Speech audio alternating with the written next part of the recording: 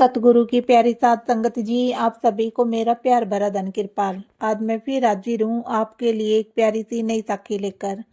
प्यारी साध संगत जी, आज की साखी बहुत ही प्यारी साखी है। आज की साखी को ध्यान से सुनना और बहुत ही ध्यान से समझना। प्यारी साध संगत जी, आप सभी से मेरी एक और प्रार्थना है, आज की वीडियो को अंत तक सुने, क्योंकि अंत में बहुत प्यारी सीख है। आज अगर हम अंत तक सुनेंगे और अगर हमें समझ आ गई, हमने ध्यान से सुना समझा, तो क्या पता हमारा जीवन भी पलटी खा जाए। हम जो दर दर भटकते रहते हैं, कभी किसी के पास कभी किसी के पास, आज की साखी में वही बताया गया। आज की साखी में बताया गया है कि ज्योतिष बता सकता है और गुरु उसे बदल सकता है। ज्योतिष बताने की ताकत रखता है और गुरु ज्योतिष के बताए हुए को बदलने की ताकत रखता है। एक ज्योतिष में, पंडित में और एक गुरु में, दोनों में कितना अंतर है, आज की साखी से यही पता चलेगा। प्यारी साध संगत जी, एक बार एक राजा था, बहुत ही धर्म कर्म वाला, नेक राजा। उसके राज्य में प्रजा सुखी थी। भगवान जी को मानने वाला, परमात्मा को मानने वाला, सतगुरु को मानने वाला बहुत ही धर्मी राजा था। उसके राज्य में एक राजगुरु था और एक राज ज्योतिषी। जब भी उसे कुछ काम करना होता तो अपने ज्योतिषी से पूछता था और उसकी आज्ञा अपने राजगुरु से लेता था। अगर राजगुरु ने कह दिया कि दूसरे देश पर आक्रमण करना है तो आक्रमण करना है, और राजगुरु ने कह दिया कि नहीं करना तो नहीं करना। पूछता अपने ज्योतिषी से था और मानता राजगुरु की था। तो एक दिन ज्योतिषी को राजगुरु से ईर्ष्या होने लगी। उसके मन में सवाल आ गया कि जब राजा को कोई बात पूछनी होती है तो मेरे पास आता है, सब कुछ मैं बताता हूँ और बताता भी सही हूँ, लेकिन ये करता वही है जो इसको गुरु कहता है। गुरु तो कुछ नहीं करता, सिर्फ बैठा रहता है। अगर कुंडली देखता हूँ तो मैं देखता हूँ, पतड़ा देखता हूँ तो मैं देखता हूँ, भविष्य देखता हूँ तो मैं देखता हूँ, मेहनत तो सारी मैं करता हूँ। ये राजगुरु तो कुछ नहीं करता। प्यारी साध संगत जी, उस राजा ने अपने राजगुरु का सिंहासन अपने सिंहासन से भी ऊंचा बनवा रखा था। अपने राजगुरु को बहुत इज्जत देता था। अब जब ज्योतिषी के मन में ये बात आई कि इसका सिंहासन भी मेरे से ऊंचा है और मानता भी अपने राजगुरु की है और पूछता सारी बातें मेरे से हैं, तो उसके मन में ईर्ष्या हो गई, जलन होने लगी। तो उसने एक दिन राजा से कहा कि आप मुझे एक बात बताइए, आपका सारा भविष्य मैं बताता हूँ, आपकी कुंडली मैं देखता हूँ, आपके साथ अच्छा या बुरा होना है सब मैं बताता हूँ, लेकिन फिर भी आप वैल्यू राजगुरु को देते हो, मानते राजगुरु को, जबकि ये तो कुछ करता भी नहीं, पूरा दिन अपने सिंहासन पर बैठा रहता है। अब राजा कमाई वाला था। एक गुरु और एक ज्योतिषी में क्या अंतर होता है, राजा को पता थी ये बात। तो राजा ने कहा कि मैं आपके सवाल का कल जवाब दूंगा। अगले दिन राजा जब अपनी राजसभा में आया तो अपने हाथ में एक डिब्बी लेके आया और डिब्बी के अंदर एक बेशकीमती लाल यानी कि एक बेशकीमती हीरा डिब्बे के अंदर बंद करके लेके आया और आकर अपने सिंहासन पर बैठ गया। और ज्योतिषी तो राजा का इंतजार कर ही रहा था कि राजा आएगा तो मेरे सवाल का जवाब देगा। ज्योतिषी ने कहा कि राजन, मैं आपका ही इंतजार कर रहा था, आप मुझे मेरे प्रश्न का उत्तर दीजिए।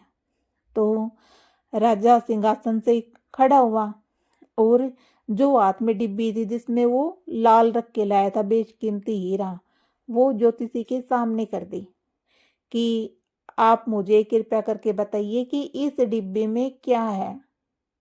ज्योतिषी ने अपनी विद्या से, अपने ज्ञान से पूरा जोर लगाकर देखा, अपनी आंखें बंद करके अपनी विद्या से किताबों में ढूंढा, सब कुछ किया उसने, और अपनी विद्या से बताया कि राजा, इस डिब्बे में एक लाल है, बेशकीमती हीरा है।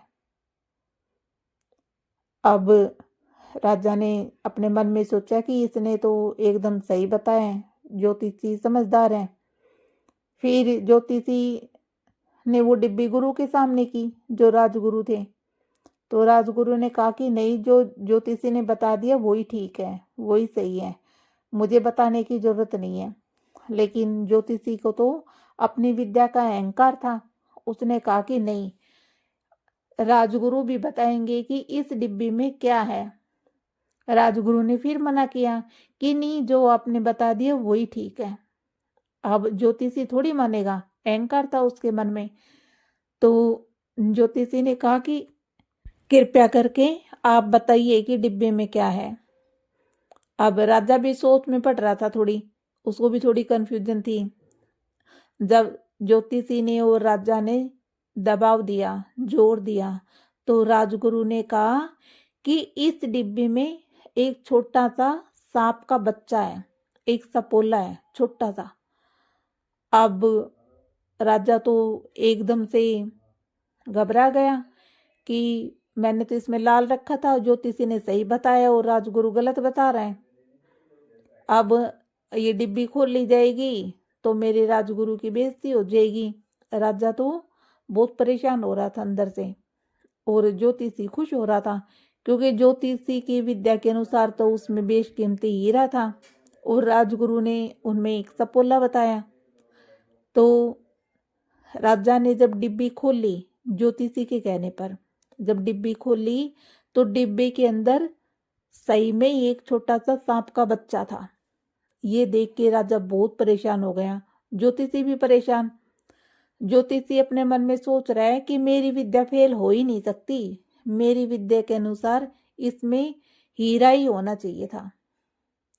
मेरी विद्या में आज तक कोई गलती हुई ही नहीं, क्योंकि मैंने बहुत सारे शास्त्रों का अध्ययन किया है, बहुत सारी विद्याएं सीखी है, इसके अनुसार इस डिब्बी में लाल ही होना चाहिए था। और राजा इसलिए परेशान कि मैंने खुद अपने हाथों से इस डिब्बी में हीरा ही रखा था, लाल रखा था, तो ये सांप का बच्चा कैसे बन गया। अब राजा ज्योतिषी को देख रहा है, ज्योतिषी राजा को देख रहे हैं, राजा कभी गुरु को देख रहा है, कभी ज्योतिषी को देख रहा है।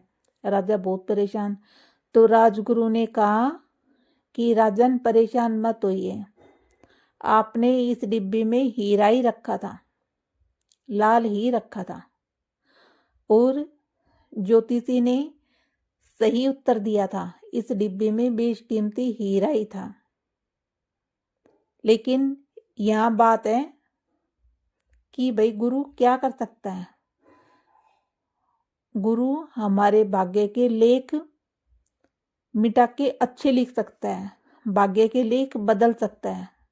ये पावर गुरु में होती है, ज्योतिषी में नहीं होती। जब देवताओं के हाथ में वो स्याही होती है जिससे कर्म लिखे जाते हैं, देवताओं ने वो स्याही गुरु को सौंप दी थी कि हम लिख सकते हैं और आप बदल सकते हो। वो पावर गुरु के हाथ में है, गुरु जो चाहे कर सकता है। 1 मिनट में राजा को रंक बना सकता है और रंक से राजा बना सकता है। 1 मिनट में गरीबी आ सकती है और 1 मिनट में धनवान बन सकता है। वो चाहे तो क्या नहीं कर सकता। गुरु में वो समर्थता होती है, वो ताकत होती है कि किस्मत के लिखे फैसले गुरु बदल सकता है। अगर हमारा नित्यनेम पक्का है, हमारा अमृत वेला पक्का है, गुरु चाहे तो क्या नहीं कर सकता। प्यारी साध संगत जी, अपने सतगुरु पर भरोसा होना चाहिए, विश्वास होना चाहिए। जो किस्मत में नहीं है, गुरु वो भी देने की ताकत रखता है। हमारे भाग्य के लेख वो बदल सकता है।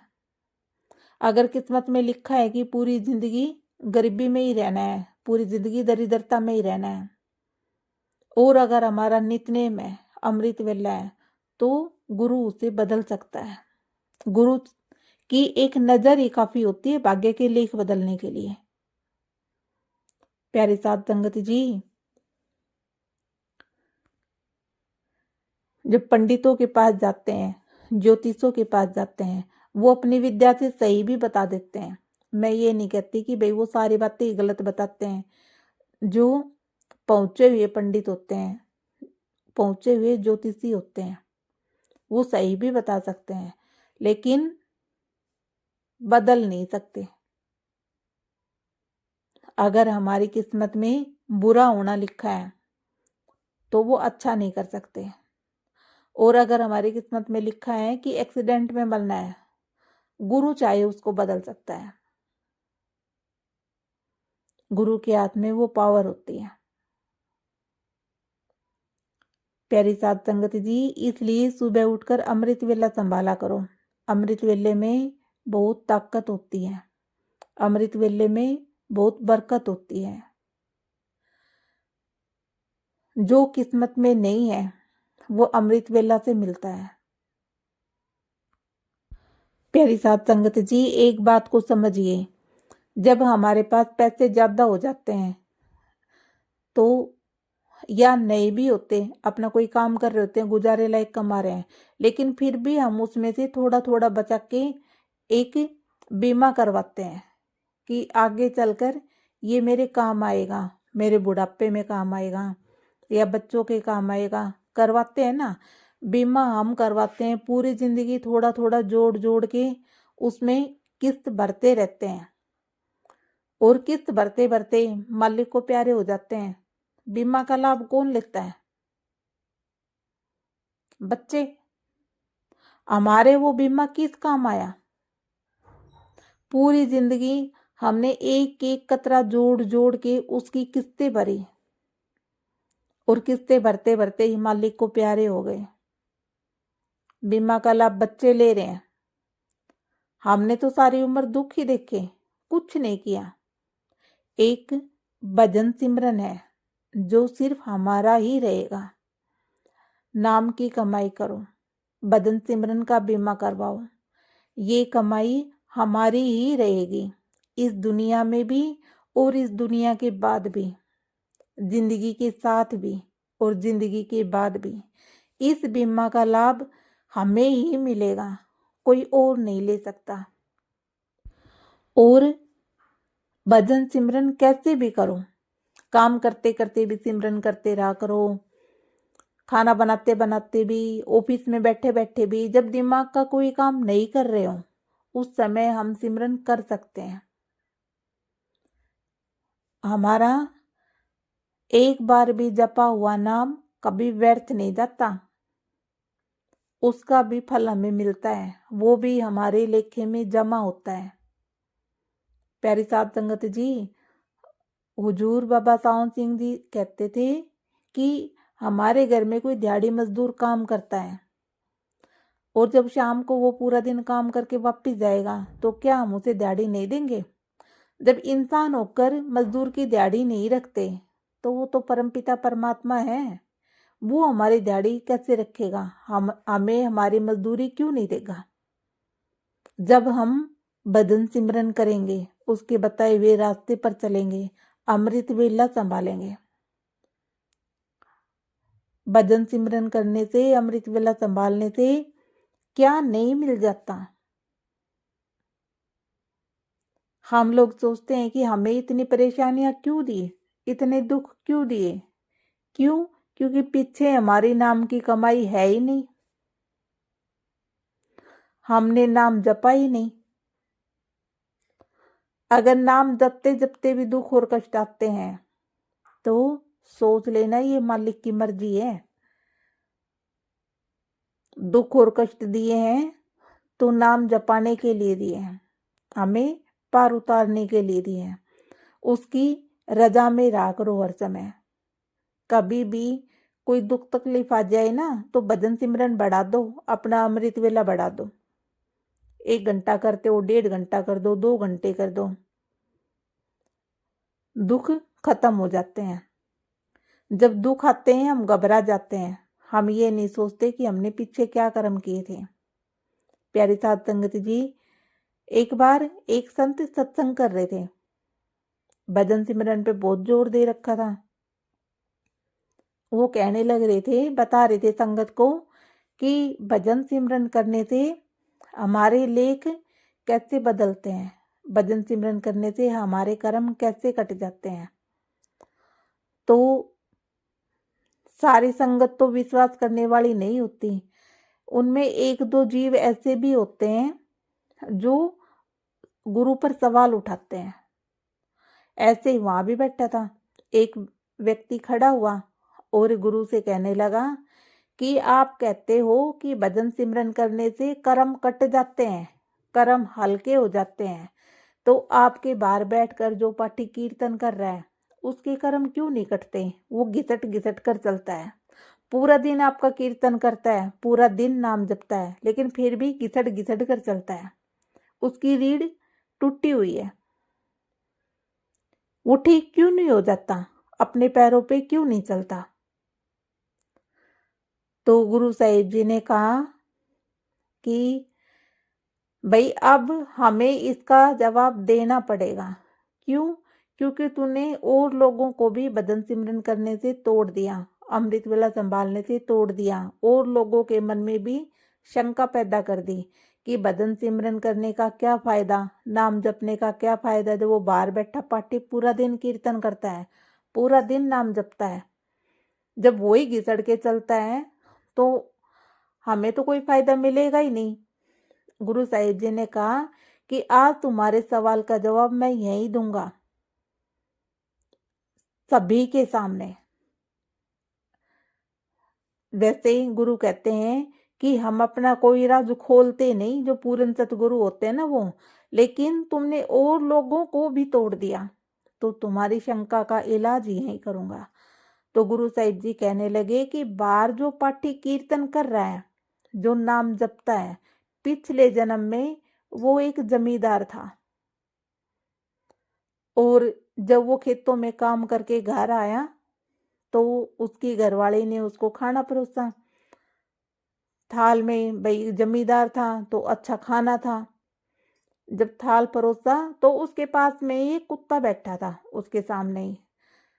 जमींदार हाथ धोने चला गया कि पहले मैं हाथ धो के आता हूँ फिर खाना खाऊंगा, और उस कुत्ते ने थाल में से खाना ले लिया, उसके थाल में खाना खाने लग गया।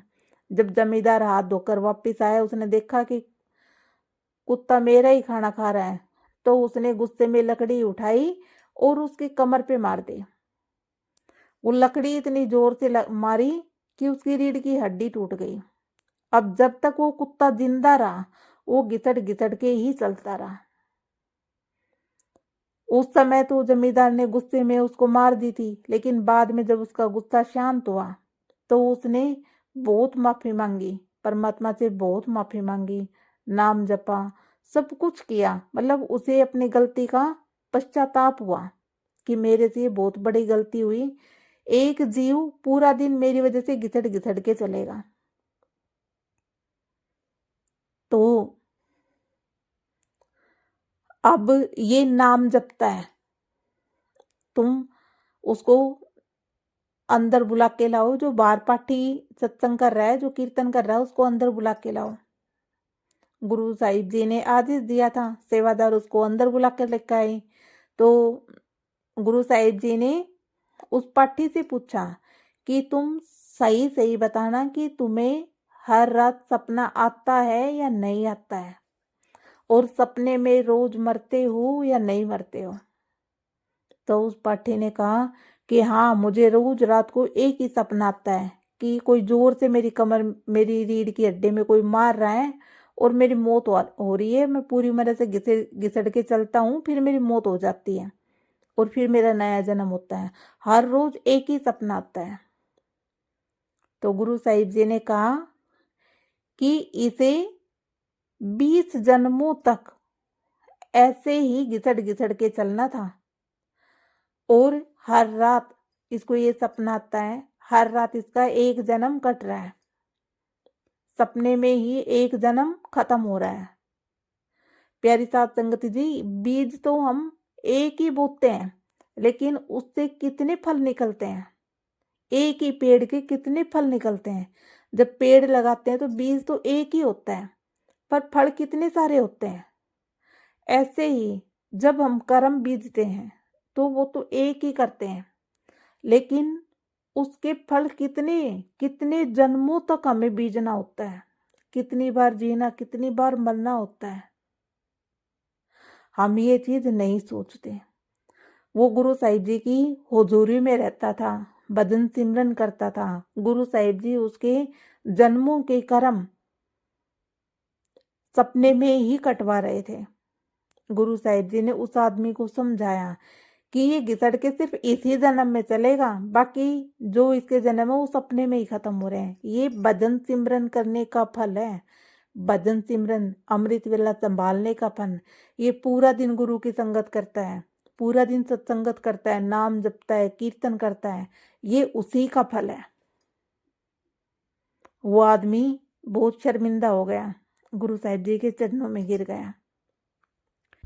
प्यारी साध संगत जी, इसलिए कभी भी अपने सतगुरु पर उंगली मत उठाना, कभी भी अपना विश्वास टूटने मत देना, क्योंकि जो हमारा गुरु कर सकता है वो कोई और नहीं कर सकता। किसी में इतनी पावर नहीं है जितनी हमारे सतगुरु में है। वो हमारे कर्म कैसे कटवाते हैं, हमारे जन्मों के लिए कैसे बदल देते हैं, हमें पता भी नहीं चलता। ऐसे ही अपना विश्वास अपने सतगुरु पर बनाए रखा करो। भजन सिमरन किया करो, अमृत वेला संभाला करो, उठा करो, नाम जपा करो, पूरा दिन नाम का सिमरन करते रहा करो। उस मालिक का शुक्राना है कि हम अपने शरीर से एकदम ठीक है, हमारे हाथ पैर सब अच्छे से काम कर रहे हैं, आंखों से देख पा रहे हैं, पैरों से चल पा रहे हैं, दो हाथों से काम कर पा रहे हैं, और जीभ से नाम जप पा रहे हैं। उस मालिक की कितनी बड़ी कृपा है ये हमारे ऊपर। ये बात हम नहीं सोचते, उससे शिकायत करते हैं और पंडितों पर विश्वास करते हैं, ज्योतिषों पर विश्वास करते हैं कि अगर ये पंडित जी कोई उपाय बताएगा तो मेरी परेशानी खत्म हो जाएगी।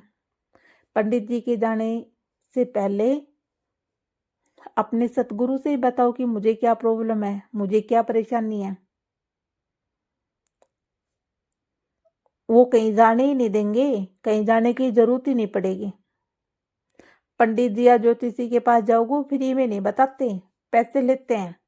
उनकी नजर आपकी जेब पर होती है कि ये मुझे कितना धन देगा, और सतगुरु की नजर आपके मन पर होती है। उनकी नजर आपकी जेब पर नहीं होती, उनकी नजर आपके मन पर होती है कि ये कितना नाम जप सकता है। प्यारी साध संगति जी, इसलिए जो भी परेशानी आए, कष्ट आए, जीवन है, दुख तकलीफ आती रहती है, क्योंकि हमने कर्म बीज रखे हैं, ऐसे कर्म कर रखे हैं। इसलिए जो भी परेशानी आए अपने सतगुरु से बताया करो, उनके सामने रो लिया करो, अपना मन हल्का कर लिया करो, और उन्हें अपनी सब दुख बताया करो। वो हमारी मदद जरूर करते हैं, हमारी प्रार्थना सुनते हैं। हमारे दुख कैसे खत्म हो जाएंगे हमें पता भी नहीं चलेगा। वो कैसे हमारे कर्म कटवा देंगे, कैसे हल्के कर देंगे। प्यारी साध संगत जी, इसलिए सुबह उठकर अमृत वेला संभाला करो। जब बचपन से ही अगर इस चीज से जुड़ जाते हैं ना, तो जवानी आते आते नाम संभाल लेते हैं, और जवानी में जुड़ गए तो बुढ़ापा आते आते अपनी मंजिल पर पहुंच जाते हैं। क्योंकि जब हम बिना नागा किए अमृत वेला संभालते हैं तो एक दिन सतगुरु की हम पर नजर होती है, एक दिन उसकी कृपा हमारे ऊपर होती है। कभी तो हमारा भी रास्ता खुलेगा, हमेशा ये विश्वास रखा करो। ऐसा नहीं कि 2-4 महीने 6 महीने बैठे, 2-4 साल बैठे, अमृत वेला में कुछ नहीं बना, मुझे कोई रोशनी दिखाई नहीं दी। कभी घबराया मत करो, एक दिन रोशनी हमारे मन में भी होगी, हमारी आत्मा भी परमात्मा से जुड़ेगी, हमें भी अगम निगम की सैर मिलेगी, हम भी अगम निगम की सैर करेंगे, हमारे भी अंदर के कपाट खुलेंगे, अपने सतगुरु का वो नूरी स्वरूप का दर्शन हमें भी होगा। बस अपने सतगुरु पर भरोसा बनाए रखना, विश्वास बनाए रखना, क्योंकि विश्वास में ही सब कुछ है। और हमेशा 2 हाथ जोड़कर उस मालिक का शुक्राना किया करो, क्योंकि कई भाई बहन ऐसे भी हैं जो नाम नहीं जप सकते, जिन्हें पता ही नहीं नाम का रास्ता, जो कभी सतगुरु से मिले ही नहीं, जो इस रास्ते पर चले ही नहीं। और बहुत से भाई बहन ऐसे भी हैं जिनको पता है कि अमृत वेला क्या है, भजन सिमरन क्या है, लेकिन वो फिर भी नाम नहीं जप सकते, बिस्तर पर रहते हैं, उठ नहीं सकते, लेटे लेटे सोचते रहते हैं। और कई भाई बहन ऐसे हैं जिनको तो होश ही नहीं होता, कब कोई उनको खाना खिला रहा है, कोई नहीं खिला रहा है, मिला तो ठीक, नहीं मिला तो ठीक, है ना। हम तो शरीर से एकदम ठीक हैं, जब चाहे सत्संग में जा सकते हैं, जब चाहे अपने घर में बैठकर नाम जप सकते हैं, अपने घर के सारे काम कर सकते हैं, लेकिन हम नाशुक्र हैं, नाम नहीं जपते, घर के सारे काम करते हैं, सारी जिम्मेदारियां पूरी करते हैं और पूरी जिंदगी दुखी रहते हैं, पर नाम नहीं जपा जाता। प्यारी साध संगत जी, थोड़ी सी हिम्मत करो, थोड़ी नींद को भगाओ, थोड़ा नींद को छोड़ो, आलस छोड़ो, तभी तो अमृत वेला उठा जाएगा और तभी तो हमारा भजन बनेगा। सारी जिंदगी अगर सोने में ही निकाल देंगे, दिन खाने में ही निकाल देंगे, तो अपने निज धाम कैसे जाएंगे? फिर यही 84 में चक्कर काटने हैं, वापिस इसी गंदी दुनिया में आना है। जैसे आप दुखी रहते हैं ऐसे ही रहना है। प्यारी साध संगत जी, अगर सभी दुखों का करना हो खात्मा, तो हर पल कहा करो तेरा शुक्र परमात्मा, और नाम जपा करो। प्यारी साध संगत जी, अमृत वेला संभाला करो, खुद भी अमृत वेला से जुड़ो और अपने आस पड़ोस में, अपने परिवार में, अपनी रिश्तेदारी में और भी किसी भाई बहन को अमृत वेला से जोड़ो। उन्हें बताओ कि सत्संगत क्या होती है, भजन सिमरन क्या होता है। और हमें खुद भी करना है, ऐसे ही नहीं कि सिर्फ ज्ञान देना है, दूसरों को ही समझाना है। हम सफल कब होंगे? जब हम खुद उस रास्ते पर चलकर दिखाएंगे। सिर्फ ज्ञान देने से, बताने से कोई नहीं जुड़ता। जब हम उस रास्ते पर चलकर दिखाएंगे ना, तब दूसरे को समझ में आएगा और हमें देखकर कोई और भी जुड़ जाएगा।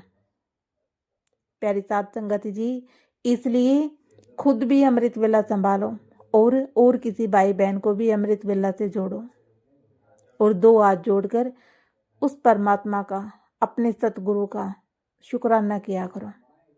प्यारी साध संगत जी, आज के लिए बस इतना ही। आपसे कल फिर मिलूंगी एक प्यारी सी नई वीडियो लेकर। तब तक के लिए वीडियो को ज़्यादा से ज़्यादा शेयर करें, लाइक करें और चैनल को सब्सक्राइब करें, ताकि हमारे प्यारे महाराज जी मौजूदा सरकार संत राजेंद्र सिंह जी का प्यार और उनका आशीर्वाद सभी जीव तक पहुँचे। Thank you Maharaj ji.